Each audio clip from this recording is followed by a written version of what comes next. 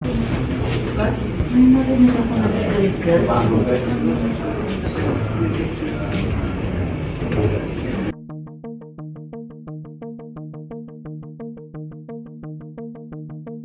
Agad na nagbigay ng mensahe at pakikiramay ang asawa ni Andy Eigenman na si Pilmar Alipayo sa yumaong ina ng kanyang asawa na si Jacqueline Jose.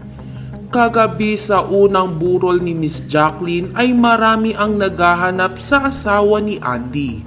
Hanggang sa matapos na ang unang burol ay hindi pa rin nila ito nasisilayan. Matatandaan na dinagsa ng mga artista ang unang gabi ng burol ni Miss Jacqueline. Present nga dito ang mga nakatrabaho ng batikang aktres. Ngunit ang mas pinag-uusapan ay ang mini reunion ni na Andy Eigenman at Jake Ejercito kasama ang kanilang anak.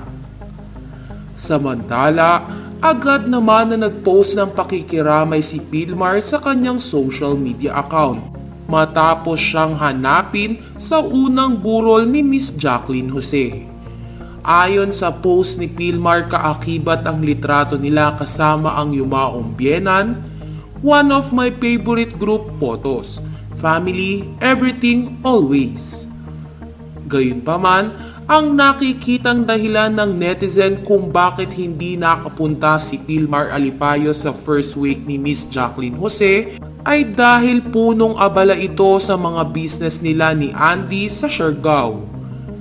Matatandaan na maraming negosyo si Pilmar sa naturang lugar, kaya siguro hindi ito basta-basta makakaalis.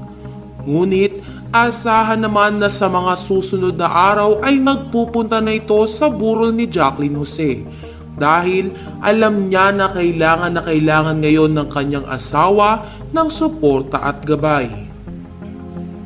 Sa kabilang banda, inaasahan na mas maraming artista ang magpupunta mamayang gabi sa burol ni Miss Jacqueline Jose. Hindi pa nga nakakapunta ang isa pang anak-anakan ni Miss Jacqueline na si Coco Martin. Si Coco rin ang latest na nakatrabaho nito bago ito pumanaw.